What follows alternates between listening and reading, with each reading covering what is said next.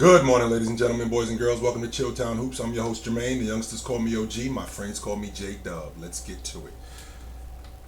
I don't really pay a lot of attention to the preseason. And the reason why I don't is because the preseason, you don't really get to see the guys that you actually want to see, the stars. And the reason why is because teams are focused a lot on the younger players or the guys who are going to fill out the roster. Teams are worried about guys getting injured and things like that, which I still have a difficult time with. But it's somewhat meaningless basketball in a sense. But I've been paying more attention to the preseason as of late. And I've been seeing a lot of promising things. Like I watched the Lakers and the Nets a couple of nights ago. I'm still seeing the same thing from Ben Simmons. And what I mean when I'm saying I'm still seeing the same thing, I'm seeing it downhill, head down, to the basket, finishing with both hands, offensive player who still is afraid to implement that mid-range, who still isn't confident in shooting the long ball and expanding his game. And as long as that's going on, you're still going to see the same results from him. Now, don't get me wrong. We're talking about a Ben Simmons who is, or who was, previous to his back injury, we're talking about a Ben Simmons who was an all-NBA performer, who was an all-league defender. And I think that he gets back to that. But if we're talking about a guy in Ben Simmons who is going to expand his game and take his game to the next level, that takes him to the next level, and I think that could take the Brooklyn Nets to the next level. I would much rather see Brooklyn with both Ben Simmons and Mikal Bridges in the backcourt. I'm not loving Ben Simmons and Cam Thomas, even though Cam Thomas is a bucket. I think that this team is going to be predicated on defense and defense alone. So with both Ben Simmons and Mikal Bridges in the backcourt, I thought that they looked really good with those two. Because defensively, they're going to be a very difficult team to deal with. Because Mikal gives you everything that you need guarding a 1, 2, or even a 3. Ben Simmons can guard up to the 5 spot. He's 6'10". So he can guard all 5 positions. I don't think that he should have played last season. That back injury was a lot worse than what was first advertised. But he looks healthy. And more importantly, he looks like he wants to play basketball again. That was my biggest issue with him. I wasn't sure that he wanted to play basketball. But from what I've seen, from what I saw, he looks like he's back to wanting to play basketball again. And again, with this Brooklyn Nets team, I saw a lot of downhill from him. I saw a lot of getting to the basket. I saw a lot of 2020 Ben Simmons, 2021 Ben Simmons. That's promising, but it's also concerning too because I haven't really seen much improvement. I haven't seen his game expand. I see a lot of drop coverage that the Lakers were doing against him. I see James sitting in the lane waiting for him. And James being an older player, he can't really do much with him when he's coming downhill. Now, as far as Cam Thomas, I'm on record that the Brooklyn Nets, I felt like he was wasting away on their bench. He gives them that bucket that they didn't have. I'm not sure that he's a defensive liability, but I'm also not sure that he's good enough defensively for that team to be good. Now, don't get me wrong, they have a bunch of guys on that team that can protect him, but for the most part, I'd like to see him be a little bit better defensively. Again, Mikal Bridges, I think, is one of the promising wing defenders in the game. Nick Claxton is showing a lot of promise also. When I'm watching him play against the Lakers, I saw a lot of drop coverage on D'Angelo Russell. With the drop coverage that I saw on D'Angelo Russell, he took advantage of that. And I think that's going to be something that he's going to take advantage of a lot this season. Because his ability to knock down the 17-footer, to knock down the 19-footer, that expands the Lakers' offense so much, especially when they get in the half court and the game slows down. Now, it's obvious that that offense is going to run through Anthony Davis. because watching them 2 nights ago, Anthony Davis operates from what I'm seeing with this offense. Anthony Davis operates at the elbow and at the pinch post. He doesn't operate a lot on the box. He will operate on the box, but a lot of his action, it looks like it's either in the pinch post or at the elbow, and they play off of him. And a lot of that stuff is one-on-one. I would like to see a little bit more action off the basketball with the Lakers because I didn't really see that much.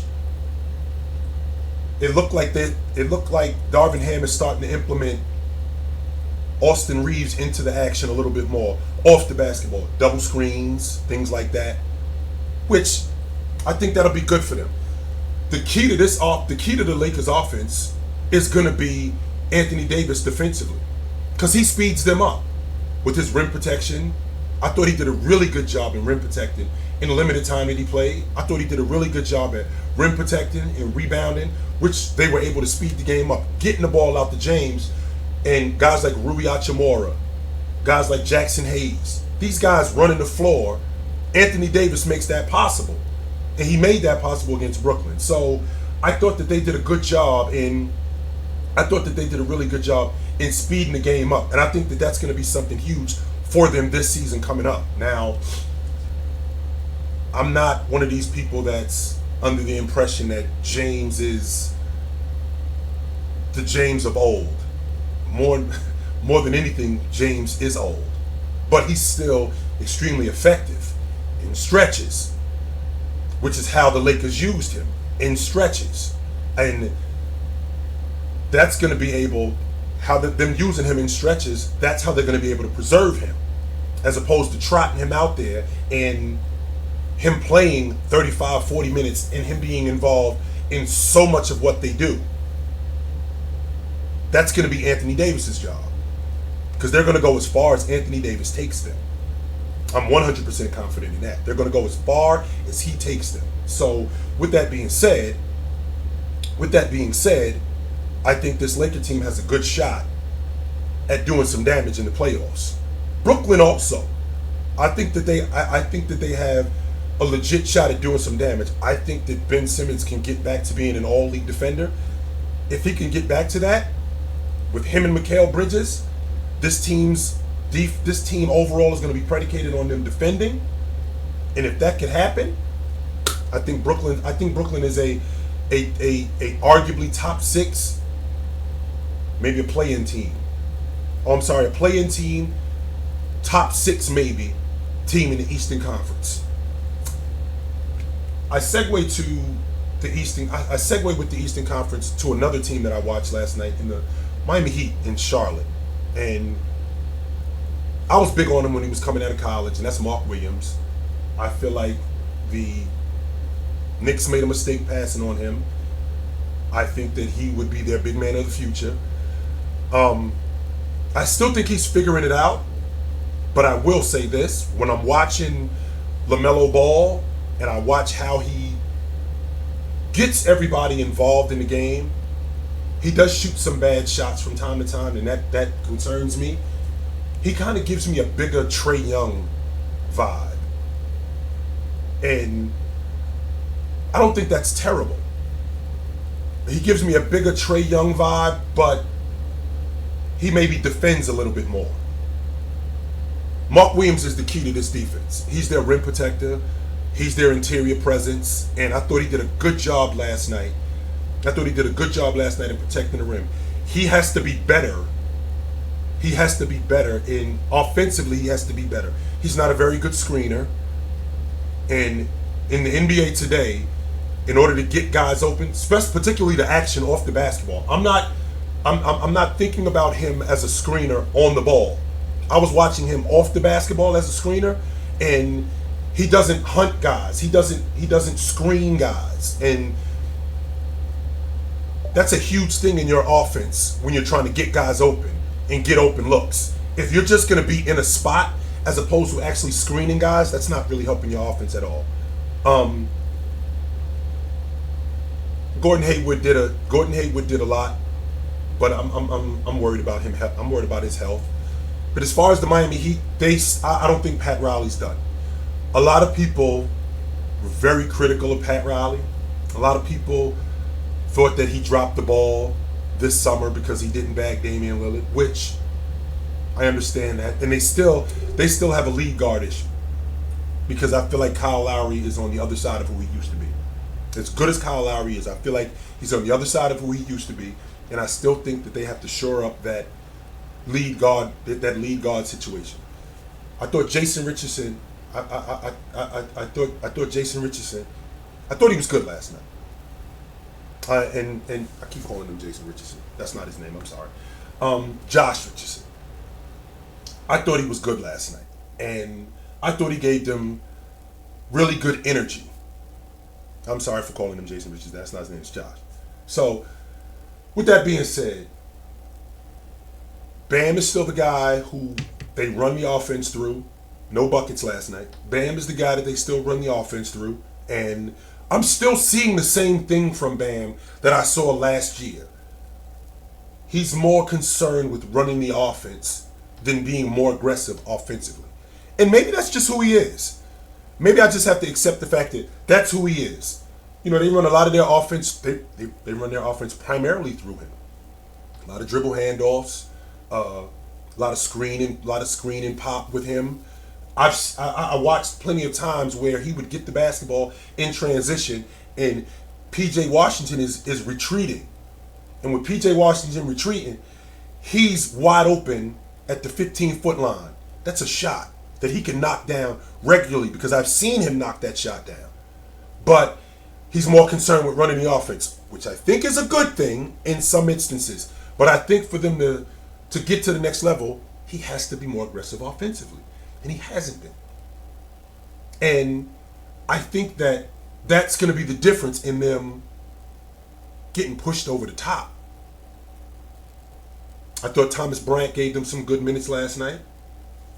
I still think that they, again, and I don't want to sound like I'm repeating myself, because the Miami Heat's offense is predicated on ball movement and action off the basketball. All of their stuff is ran through Bam. All of it is ran through Bam.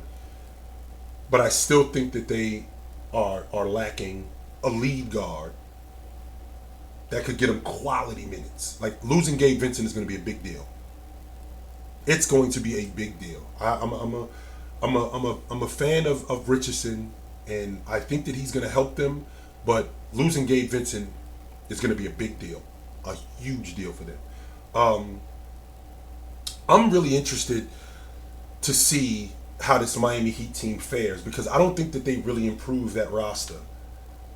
Now, with them not improving the roster, that doesn't concern me more than the players, because Tyler Hero looked like Tyler Hero.